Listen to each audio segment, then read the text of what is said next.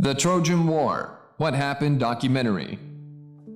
The account of the Trojan War, the Bronze Age strife between the realms of Troy in Mycenaean Greece, rides the set of experiences and folklore of old Greece and motivated the best essayists of times long past, from Homer, Herodotus, and Sophocles to Virgil. The Trojan War was a myth for many of the civilians of that time. Here are all the details that you want to know about the Trojan War. As indicated by traditional sources, the war started after the kidnapping of Queen Helen of Sparta by the Trojan ruler Paris. Helen's abandoned spouse Menelaus persuaded his sibling Agamemnon, lord of Mycenae, to lead an endeavor to recover her. Agamemnon was joined by the Greek saints Achilles, Odysseus, Nestor, and Ajax, and joined by an armada of more than 1,000 boats from all through the Hellenic world. They crossed the Aegean Sea to Asia Minor to lay attack on Troy and request Helen's return by Priam, the Trojan ruler.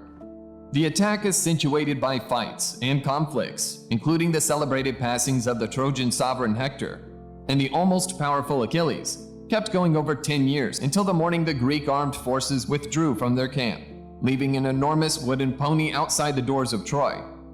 After much discussion, the Trojans maneuvered the secretive blessing into the city. At the point when night fell, the pony opened up, and a gathering of Greek heroes, drove by Odysseus, moved out and fired the Troy from the inside. In the primary century BC, the Roman writer Virgil made the Aeneid the third incredible traditional epic motivated by the Trojan War. It follows a gathering of Trojans drove by the Saint Aeneas, who leave their pulverized city to make a trip to Carthage before establishing the city of Rome. Virgil's point was partially to give Rome's first royal administration a beginning story as noteworthy as that of the Greeks. The speculator New Proof makes it likely that the Trojan War undoubtedly occurred. New unearthings since 1988 establish minimal, not exactly an archaeological insurgency, demonstrating that Homer was directly about the city. 20 years back, it looked like Troy was only a little stronghold of just about a large portion of a section of land. Presently, we realize that Troy was, truth be told, around 75 sections of land in size, a city of gold during golden fields of wheat. Some time ago, it appeared to be that by 1200 BC, Troy was a ratty spot, well over the hill. However, we realize now that in 1200, the city was in its prime. In the interim, free affirmation demonstrates that Troy was an apothegm in the ancient Near East. This external proof comes not from Homer or any Greek source, but rather from Hittite writings. In these archives, the city that Homer calls Troy, or Ilion, is alluded to as Taroiza, or Wilusa, and in the early type of the Greek language, Ilion was delivered as Wilson. An age back, researchers imagined that the Trojans were Greeks, similar to the ones who assaulted them. Yet New Proof recommends in any case, the as of late found a metropolitan arrangement of Troy looks less like that of a Greek than of the Anatolian city. Troy's blend of fortification and lower town, its home and divider engineering, and its strict and internment rehearses are all normally Anatolian, similar to by far most of its eastern ware. Certainly, Greek stoneware and Greek speakers were additionally found at Troy. However, neither prevailed. New archives propose that most Trojans communicated in a language firmly identified with Hittite, and that Troy was a Hittite partner. The adversary of Troy's partner was the Greeks.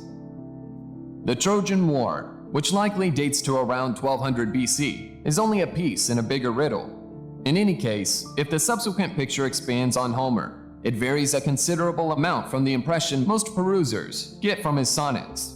What's more, impression is the correct word, since a large part of the standard way of thinking about the battle, from Achilles' heel to Cassandra's alerts, isn't in Homer by any means. The Iliad closes with the memorial service of Hector. The Odyssey is set after the war, and principally portrays the hard street home of the Greek legend Odysseus. In a progression of flashbacks, it clarifies how Odysseus drove the Greeks to triumph at Troy by concocting the splendid stunt of carrying Greek commandos into Troy in the Trojan horse, an activity which he additionally drove. Achilles didn't influence the last win. He was since a long time ago dead. The Odyssey likewise shows Helen back in Sparta with Menelaus. However, Homer leaves out the greater part of the remainder of the war. one needs to go to other, and by and large, lesser Greek and Roman writers for extra detail.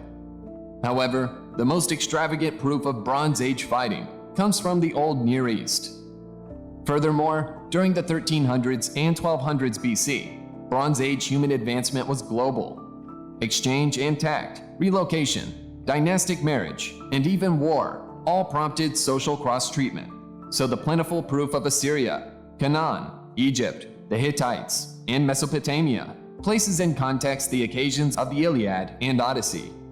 This history was a myth for the people of that time, and they thought that this war was just hidden in the pages of the books written by the ancient authors.